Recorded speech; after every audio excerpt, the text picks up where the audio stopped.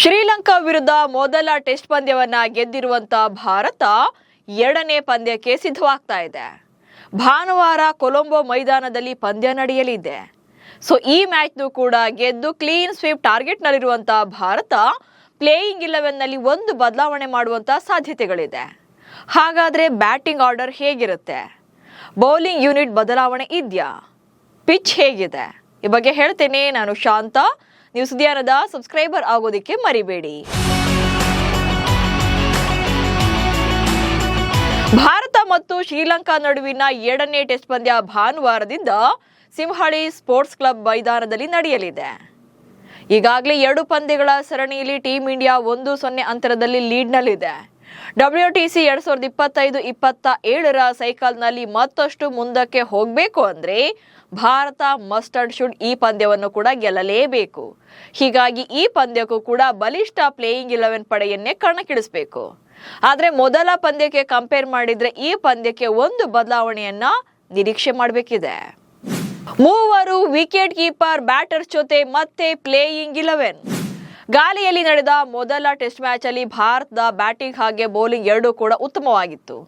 ದೇವದತ್ ಪಡಿಕ್ಕಲ್ ಮೊದಲ ಇನ್ನಿಂಗ್ಸ್ ನಲ್ಲಿ 167 ರನ್ಗಳನ್ನ ಕಲೆ ಹಾಕಿದ್ರೆ KL ರಾಹುಲ್ 2 ಇನ್ನಿಂಗ್ಸ್ ಗಳಲ್ಲೂ ಕೂಡ ಉತ್ತಮ ಪ್ರದರ್ಶನ ನೀಡಿದ್ರು. ಇನ್ನು ಮೊಹಮ್ಮದ್ ಸಿರಾಜ್ ಹಾಗೆ ಪ್ರಸಿದ್ಧ ಕೃಷ್ಣ ವೇಗದ ಬೌಲಿಂಗ್ ವಿಭಾಗದಲ್ಲಿ ಪರ್ಫಾರ್ಮೆನ್ಸ್ ಚೆನ್ನಾಗಿತ್ತು. ಇನ್ನು ಸ್ಪಿನ್ನರ್ಗಳಾದಂತಹ ಮಾನವ್ ಸುತಾರ್ ಹಾಗೆ ರವೀಂದ್ರ ಜಡೇಜಾ ಅಂತೂ ಎಕ್ಸ್ಟ್ರಾರ್ಡಿನರಿ ಪ್ರದರ್ಶನ ನೀಡಿದ್ರು. ಇನ್ನು ಸುತಾರ್ 2 ಇನ್ನಿಂಗ್ಸ್ಗಳಲ್ಲಿ ಒಟ್ಟು 10 ವಿಕೆಟ್ಗಳನ್ನ ಬೇಟೆಯಾಡಿದ್ರು. ಆದರೆ ಕುಲ್ದೀಪ್ ಯಾದವ್ ಮೊದಲ ಇನ್ನಿಂಗ್ಸ್ನಲ್ಲಿ 14 ಓವರ್ಗಳಲ್ಲಿ 65 ರನ್ಗಳಿಗೆ 1 ವಿಕೆಟ್ ಹಾಗೆ ಎರಡನೇ ಇನ್ನಿಂಗ್ಸ್ನಲ್ಲಿ 11 ಓವರ್ಗಳನ್ನ ಬೌಲ್ ಮಾಡಿದ್ರು ಕೂಡ ಯಾವುದೇ ವಿಕೆಟ್ ಪಡೆಯೋಕೆ ಸಾಧ್ಯ ಆಗಲಿಲ್ಲ. ಹೀಗಾಗಿ ಎರಡನೇ ಟೆಸ್ಟ್ ಪಂದ್ಯದಲ್ಲಿ ಕುಲ್ದೀಪ್ ಯಾದವ್ ಬದಲಿಗೆ ಸರಾಜ್ ಜೈನ್ಗೆ ಅವಕಾಶ ನೀಡುವಂತ ಸಾಧ್ಯತೆ ಜಾಸ್ತಿ ಇದೆ. ಹಾಗೆ ಶ್ರೀಲಂಕಾ ತಂಡದಲ್ಲಿ ಆಫ್ ಸ್ಪಿನ್ ಬೌಲರ್ಗಳ ಎದುರಲ್ಲಿ ಸ್ಟ್ರಗಲ್ ಪಡಬಹುದಾದಂತ ಸಾಕಷ್ಟು ಎಡಗೈ ಬ್ಯಾಟ್ಸ್ಮನ್ಗಳಿದ್ದಾರೆ.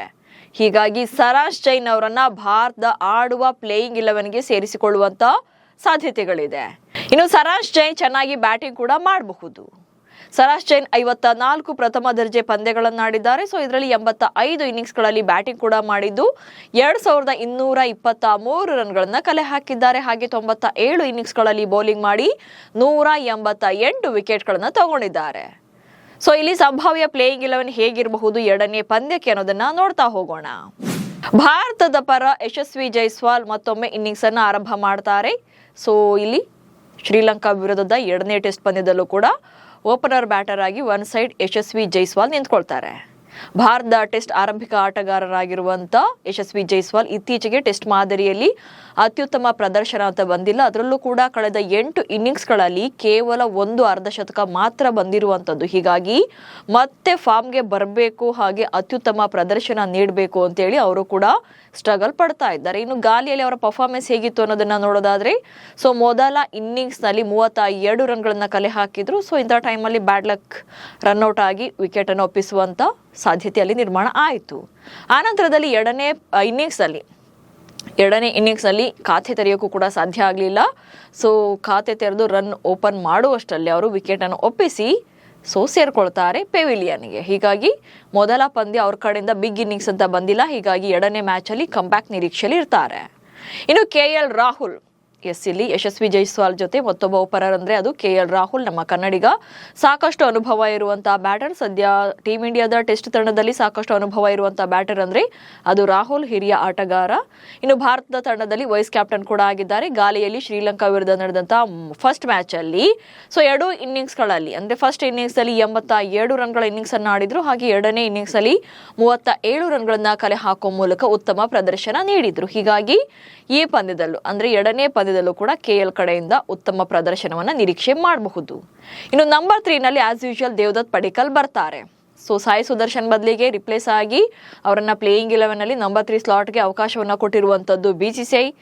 ಈ ಅವಕಾಶವನ್ನ ಸದುಪಯೋಗ ಪಡಿಸಿಕೊಂಡಿರುವಂತ ನಮ್ಮ ಕನ್ನಡಿಗ ಪಡಿಕ್ಕಲ್ 2 ಇನ್ನಿಂಗ್ಸ್ಗಳಲ್ಲೂ ಕೂಡ ಅದ್ಭುತವಾಗಿ ಬ್ಯಾಟಿಂಗ್ ಪ್ರದರ್ಶನ ಮಾಡಿದ್ರು. ನಂಬರ್ 3 ನಲ್ಲಿ ಗಾಲಿಯಲ್ಲಿ 2 ಇನ್ನಿಂಗ್ಸ್ಗಳಿಂದ ಸೇರಿ ಟೋಟಲ್ ಆಗಿ 211 ರನ್ಗಳನ್ನ ಕಲೆ ಹಾಕಿದ್ರು. ಈ ಮೂಲಕ ಅವರ ಬೆಸ್ಟ್ ಪರ್ಫಾರ್ಮೆನ್ಸ್ಗೆ ಪಂದ್ಯ ಶ್ರೇಷ್ಠ ಪ್ರಶಸ್ತಿ ಕೂಡ ಸಿಕ್ತು. ಮೊದಲ ಇನ್ನಿಂಗ್ಸ್ ನಲ್ಲಿ ಬರೋಬ್ಬರಿ 167 ರನ್ಗಳನ್ನ ಕಲೆ ಹಾಕಿದ್ದು ಭಾರತದ ಭರ್ಜರಿ ಗೆಲುವಿಗೆ ಒಂದು ರೀತಿಯಾಗಿ ಪೂರಕವಾಯಿತು ಅಥವಾ ಸಹಾಯಕವಾಯಿತು.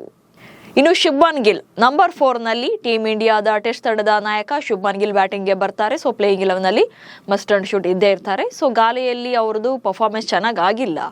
ಗಾಲಿಯಲ್ಲಿ ಫಸ್ಟ್ ಇನ್ನಿಂಗ್ಸ್ ನಲ್ಲಿ 16 ರನ್ಗಳಿಗೆ ಔಟ್ ಆಗಿದ್ದಂತಹ ಶುಭ್ಮನ್ ಗಿಲ್ ಎರಡನೇ ಇನ್ನಿಂಗ್ಸ್ ನಲ್ಲಿ 8 ರನ್ಗಳಿಗೆ ವಿಕೆಟ್ ಅನ್ನು ಒಪ್ಪಿಸಿದ್ರು. ಹೀಗಾಗಿ ಕೊಲಂಬೋದಲ್ಲಿ ನಡೆಯಲಿರುವಂತಹ ಎರಡನೇ ಪಂದ್ಯದಲ್ಲಾದರೂ ಕೂಡ ಬಿಗ್ ಇನ್ನಿಂಗ್ಸ್ ಮೂಲಕ ಮತ್ತೆ ಫಾರ್ಮ್ಗೆ ಬರಬೇಕು, ಹಾಗೆ ನಾಯಕನಾಗಿ ಜವಾಬ್ದಾರಿಯುತವಾದಂತಹ ಇನ್ನಿಂಗ್ಸ್ ಅನ್ನು ಆಡಬೇಕು ಅಂತೇಳಿ ಗಿಲ್ ಕೂಡ ಇಲ್ಲಿ ಎದುರು ನೋಡ್ತಾ ಇರ್ತಾರೆ.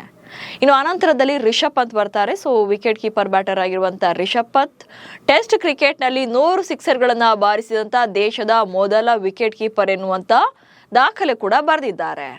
ಅವರ ಎರಡನೇ ಇನ್ನಿಂಗ್ಸ್ ನಲ್ಲಿ 66 ರನ್ಗಳು ಮತ್ತೊಮ್ಮೆ ಟೀಮ್ ಇಂಡಿಯಾದ ವಿನ್ನಿಂಗ್ಗೆ ಪ್ರಮುಖವಾಗಿ ಕಾರಣವಾಯಿತು. ಸೊ ಎರಡನೇ ಇನ್ನಿಂಗ್ಸ್ ನಲ್ಲಿ ಅದ್ಭುತವಾಗಿ ಬ್ಯಾಟಿಂಗ್ ಅನ್ನ ಮಾಡಿದ್ರು, ಜೊತೆಗೆ ಸ್ವಲ್ಪ ಫಾಸ್ಟ್ ಆಗಿ ಬ್ಯಾಟಿಂಗ್ ಮಾಡಿದ್ದು ಕೂಡ ಭಾರತ ತಂಡದ ಗೆಲುವಿಗೆ ಕಾರಣ ಆಯಿತು. ಹಾಗೆ ಮತ್ತೊಬ್ಬ ವಿಕೆಟ್ ಕೀಪರ್ ಬ್ಯಾಟರ್ ಆಗಿರುವಂತಹ ಧ್ರುವ್ ಜುರೇಲ್ ಕೂಡ ಈ ಪಂದ್ಯಕ್ಕೂ ಅವಕಾಶವನ್ನು ಪಡ್ಕೊಳ್ತಾರೆ. ಸೊ ಮೊದಲ ಇನ್ನಿಂಗ್ಸ್ ನಲ್ಲಿ 68 ಬಾಲಲ್ಲಿ 51 ರನ್ಗಳನ್ನ ಕಲೆ ಹಾಕುವ ಮೂಲಕ ಅವರು ಪಂದ್ಯದಲ್ಲಿ ಮೊದಲ ಇನ್ನಿಂಗ್ಸ್ ನಲ್ಲಿ ಭಾರತ ಉತ್ತಮ ಲೀಡ್ ಅನ್ನ ಪಡೆಯೋಕೆ ಅವರು ಕೂಡ ಅವಕಾಶ ಮಾಡಿದ್ರು. ಹೀಗಾಗಿ ಆಸ್ ಯೂಶುವಲ್ ಎರಡನೇ ಪಂದ್ಯದಲ್ಲೂ ಕೂಡ ಅವರಿಗೆ ಅವಕಾಶ ಸಿಗುತ್ತೆ. ಇದರ ಪ್ರದರ್ಶನದಿಂದಾಗಿ ಅಂದ್ರೆ ಜುರೇಲ್ ಅವರ ಈ ಪ್ರದರ್ಶನದಿಂದಾಗಿ ಸರ್ಫರಾಜ್ ಖಾನ್ ಮತ್ತೆ ಬೆಂಚ್ ಕಾಯಬೇಕಾಗುತ್ತೆ. ಸೊ ಈ ಪಂದ್ಯದಲ್ಲೂ ಕೂಡ ಸರ್ಫರಾಜ್ಗೆ ಅವಕಾಶ ಸಿಗಲ್ಲ ಕೊಲಂಬೋ ಮ್ಯಾಚ್ ಅಲ್ಲೂ ಕೂಡ. ಇನ್ನು ರವೀಂದ್ರ ಜಡೇಜಾ ಭಾರತದ ಹಿರಿಯ ಆಟಗಾರ ರವೀಂದ್ರ ಜಡೇಜಾ ಮೊದಲ ಪಂದ್ಯದಲ್ಲಿ ಗೇಮ್ ವಿನ್ನಿಂಗ್ ಪರ್ಫಾರ್ಮೆನ್ಸ್ ಕೊಟ್ಟಿದ್ರು. ಸೊ ಇಲ್ಲಿ ಎರಡನೇ ಪಂದ್ಯಕ್ಕೂ ಕೂಡ ಸೆಲೆಕ್ಟ್ ಆಗ್ತಾರೆ. ಸೊ ಮೊದಲ ಇನ್ನಿಂಗ್ಸ್ ನಲ್ಲಿ ಭಾರತ ಪರ 3 ವಿಕೆಟ್ಗಳನ್ನು ತಗೊಂಡಿದ್ರು. ಹಾಗೆ ಎರಡನೇ ಇನ್ನಿಂಗ್ಸ್ ನಲ್ಲಿ 1 ವಿಕೆಟ್ ಕೂಡ ಅವರ ಭೇಟಿಯಲ್ಲಿತ್ತು. ಹಾಗೆ ಲಂಕಾ ವಿರುದ್ಧದ ಮೊದಲ ಮ್ಯಾಚ್ ಅಲ್ಲಿ 350 ಟೆಸ್ಟ್ ವಿಕೆಟ್ಗಳನ್ನು ಕೂಡ ಕಂಪ್ಲೀಟ್ ಮಾಡಿದ್ದಾರೆ. ಸೊ ಈಗ ಪ್ರಸ್ತುತ ಅವರ ಟೆಸ್ಟ್ ಮಾದರಿಯಲ್ಲಿ ಟೋಟಲ್ ವಿಕೆಟ್ಗಳ ಸಂಖ್ಯೆ 352 ಆಗಿದೆ. ಅದು ಅಲ್ಲದೆ ಟೋಟಲ್ ಆಗಿ ಅಂತಾರಾಷ್ಟ್ರೀಯ ಕ್ರಿಕೆಟ್ನಲ್ಲಿ 638 ವಿಕೆಟ್ಗಳನ್ನ ಭೇಟಿಯಾಡಿರುವಂತಹ ಜಡೇಜಾ ಸೊ ಎರಡನೇ ಪಂದ್ಯದಲ್ಲೂ ಕೂಡ ಕ್ರೂಷಿಯಲ್ ಟೈಮಲ್ಲಿ ಅವರ ಪ್ರದರ್ಶನ ಅತ್ಯುತ್ತಮವಾದಂಥ ಪ್ರದರ್ಶನವಾಗಬಹುದು. ಇನ್ನು ಮಾನವ್ ಸುತಾರ್ ಸೊ ಭಾರತದ ಎಡಗೈ ಸ್ಪಿನ್ನರ್ ಗಾಲಿಯಲ್ಲಿ ತಮ್ಮ ಮೊದಲ ಪಂದ್ಯದಲ್ಲೇ 10 ವಿಕೆಟ್ಗಳ ಗೊಂಚಲನ್ನ ಪಡೆದಿರುವಂಥದ್ದು. ಇದರಲ್ಲಿ ಎರಡನೇ ಇನ್ನಿಂಗ್ಸ್ ನಲ್ಲಿ 6 ವಿಕೆಟ್ಗಳು ಸೇರಿದ್ವು. ಸೊ ಇಲ್ಲಿ ಫಸ್ಟ್ ಮ್ಯಾಚ್ ಅಲ್ಲಿ ಅದ್ಭುತವಾದಂತಹ ಪ್ರದರ್ಶನದ ಮೂಲಕ ಭಾರತ ಪರ ಬಂದಂತ ವಿಕೆಟ್ಗಳ ಪೈಕಿ ಅರ್ಧಕ್ಕರ್ಧ ವಿಕೆಟ್ಗಳನ್ನ ಮಾನವ್ ಸುತಾರ್ ಒಬ್ಬರೇ ಇಲ್ಲಿ ತೆಗೆದಿದ್ದಂಥದ್ದು. ಹೀಗಾಗಿ ಎರಡನೇ ಪಂದ್ಯದಲ್ಲೂ ಕೂಡ ಸುತಾರ್ ಅವರ ಪರ್ಫಾರ್ಮೆನ್ಸ್ ಮೇಲೆ ಹೆಚ್ಚಿನ ನಿರೀಕ್ಷೆಯನ್ನ ಇಡಬೇಕಾಗುತ್ತೆ. ಇನ್ನು ಈ ಸಲ ಪ್ಲೇಯಿಂಗ್ 11 ನಲ್ಲಿ ಸರಾಜ್ ಜೈನ್ ಅವಕಾಶವನ್ನ ಪಡೆಯುವಂತ ಸಾಧ್ಯತೆಗಳು ಜಾಸ್ತಿ ಇದೆ. ಸೊ ಇಲ್ಲಿ ಬರುವಂತದ್ದು ಅವರು ಕುಲ್ದೀಪ್ ಯಾದವ್ ಅವರ ಜಾಗದಲ್ಲಿ ಗಾಲಿಯಲ್ಲಿ ಕುಲ್ದೀಪ್ ಯಾದವ್ ಆಡಿದ್ರು. ಸೊ ಅವರ ಬದಲಿಗೆ ಈಗ ಎರಡನೇ ಪಂದ್ಯಕ್ಕೆ ಸರಾಜ್ ಜೈನ್ಗೆ ಅವಕಾಶ ನೀಡುವಂತಹ ಸಾಧ್ಯತೆಗಳು ಜಾಸ್ತಿ ಇದೆ. ಯಾಕಂದ್ರೆ ಗಾಲಿಯಲ್ಲಿ 25 ಓವರ್ಗಳಲ್ಲಿ ಕೇವಲ 1 ವಿಕೆಟ್ ಅನ್ನ ಪಡೆದಿದ್ದಂತಹ ಕುಲ್ದೀಪ್ ಅವರನ್ನ ಸೊ ಈ ಪಂದ್ಯದಿಂದ ಕೈ ಬಿಡುವಂತ ಸಾಧ್ಯತೆ ಜಾಸ್ತಿ ಇದೆ. ಇನ್ನು ಈ ಜಾಗದಲ್ಲಿ ಸರಾಜ್ ಜೈನ್ ಆಡಬಹುದು. ಅದು ಅಲ್ಲದೆ ಗಾಯಗೊಂಡಿರುವಂತಹ ವಾಷಿಂಗ್ಟನ್ ಸುಂದರ್ ಅವರ ಬದಲಿಗೆ ತಂಡಕ್ಕೆ ಆಯ್ಕೆ ಆಗಿರುವಂತಹ ಮಧ್ಯಪ್ರದೇಶದ ಈ ಆಲ್ರೌಂಡರ್ ಕೊಲಂಬೋದಲ್ಲಿ ಟೆಸ್ಟ್ಗೆ ಪದಾರ್ಪಣೆ ಮಾಡುವಂತ ನಿರೀಕ್ಷೆ ಇದೆ. ಇನ್ನು ಫಾಸ್ಟ್ ಬೌಲಿಂಗ್ ವಿಭಾಗ ಅಂತ ಬಂದಾಗ ಮೊಹಮ್ಮದ್ ಸಿರಾಜ್ ಪ್ಲೇಯಿಂಗ್ 11ಗೆ ಬರ್ತಾರೆ. ಟೀಮ್ ಇಂಡಿಯಾದ ವೇಗಿ 2 ಇನ್ನಿಂಗ್ಸ್ಗಳಲ್ಲಿ ಆರಂಭಿಕ ವಿಕೆಟ್ಗಳನ್ನ ಕಬಳಿಸಿದ್ರು. ಹಾಗೆ 2025-27ರ WTC ಸೈಕಲ್ನಲ್ಲಿ 50 ವಿಕೆಟ್ಗಳನ್ನ ಕಂಪ್ಲೀಟ್ ಮಾಡುವಂತ ಸನಿಹದಲ್ಲಿದ್ದಾರೆ. ಇನ್ನು ಮತ್ತೊಬ್ಬ ವೇಗಿ ಹಾಗೆ ಕರ್ನಾಟಕದ ಆಟಗಾರ ಕೂಡ ಆಗಿರುವಂತಹ ಪ್ರಸಿದ್ಧ ಕೃಷ್ಣ ಕೂಡ ವೇಗಿಗಳ ವಿಭಾಗದಲ್ಲಿ ಎರಡನೇ ಪಂದ್ಯದಲ್ಲೂ ಕೂಡ ಅವಕಾಶವನ್ನು ಪಡ್ಕೊಳ್ತಾರೆ. ಸೊ ಅದು ಅಲ್ಲದೆ ಗಾಲೆಯಲ್ಲಿ ಕ್ರೂಷಿಯಲ್ ಟೈಮಲ್ಲೇ ಬಿಗ್ ವಿಕೆಟ್ಗಳನ್ನ ಭೇಟಿಯಾಡಿದ್ರು. 2 ಇನ್ನಿಂಗ್ಸ್ಗಳು ಸೇರಿ ಟೋಟಲ್ ಆಗಿ 3 ವಿಕೆಟ್ಗಳನ್ನ ತಗೊಂಡಿದ್ರು. ಹೀಗಾಗಿ ಮತ್ತೆ ಎರಡನೇ ಪಂದ್ಯದಲ್ಲೂ ಕೂಡ ಪ್ರಸಿದ್ಧ ಕೃಷ್ಣ ಪ್ಲೇಯಿಂಗ್ 11ನ ಭಾಗವಾಗ್ತಾರೆ.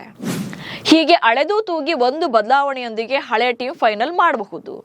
ಬ್ಯಾಟಿಂಗ್ ವಿಭಾಗದಲ್ಲಿ ಯಾವುದೇ ಬದಲಾವಣೆ ಇಲ್ಲದಿದ್ರೂ ಕೂಡ ಬೌಲಿಂಗ್ ನಲ್ಲಿ ಒಂದು ಬದಲಾವಣೆ ಮಾಡುವಂತ ಸಾಧ್ಯತೆಗಳು ಇದೆ. ಅಕಸ್ಮಾತ್ ಇಲ್ಲ ವಿನ್ನಿಂಗ್ ಕಾಂಬಿನೇಷನ್ ಚೇಂಜ್ ಮಾಡಲ್ಲ ಅನ್ನೋದಾದ್ರೆ ಬಹುಶಃ ಕುಲ್ದೀಪ್ ರನ್ನ ಕಂಟಿನ್ಯೂ ಮಾಡಿದ್ರು ಮಾಡಬಹುದು. ಓನ್ಲಿ ವಿನ್ನಿಂಗ್ ಟೀಮ್ ಸ್ಟ್ರಾಟಜಿಯನ್ನು ಇಟ್ಕೊಂಡ್ರೆ. ಇಲ್ಲದೇ ಇದ್ರೆ ಅವರ ಬದಲಿಗೆ ಸರಾಜ್ ಜೈನ್ ಅವಕಾಶವನ್ನು ಪಡೆಯೋದು ಕನ್ಫರ್ಮ್ ಇದೆ. ಇನ್ನು ಕೊಲಂಬೋದ ಸಿಂಹಳೀಸ್ ಸ್ಪೋರ್ಟ್ಸ್ ಕ್ಲಬ್ ಮೈದಾನ ಈ ಪಂದ್ಯ ನಡೆಯಲಿರುವಂತಹ ಈ ಮೈದಾನದ ಬಗ್ಗೆ ಹೇಳೋದಾದ್ರೆ ಫಾಸ್ಟ್ ಬೌಲರ್ಸ್ ಹಾಗೆ ಸ್ಪಿನ್ ಬೌಲರ್ಸ್ ಇಬ್ಬರಿಗೂ ಕೂಡ ಸಪೋರ್ಟಿವ್ ಆಗಿದೆ ಈ ಮೈದಾನ. ಪಂದ್ಯ ಆರಂಭದ ದಿನಗಳಲ್ಲಿ ಅಂದ್ರೆ ಫಸ್ಟ್ ಡೇ ಹಾಗೆ ಸೆಕೆಂಡ್ ಡೇಲಿ ಫಾಸ್ಟ್ ಬೌಲರ್ಗಳಿಗೆ ಹೆಚ್ಚಿನ ಸಕ್ಸಸ್ ಸಿಗುತ್ತೆ. ಆನಂತರ ಕೊನೆಯ ದಿನಗಳಲ್ಲಿ ಸ್ಪಿನ್ ಬೌಲರ್ಗಳು ಮೇಲುಗೈ ಸಾಧಿಸ್ತಾರೆ.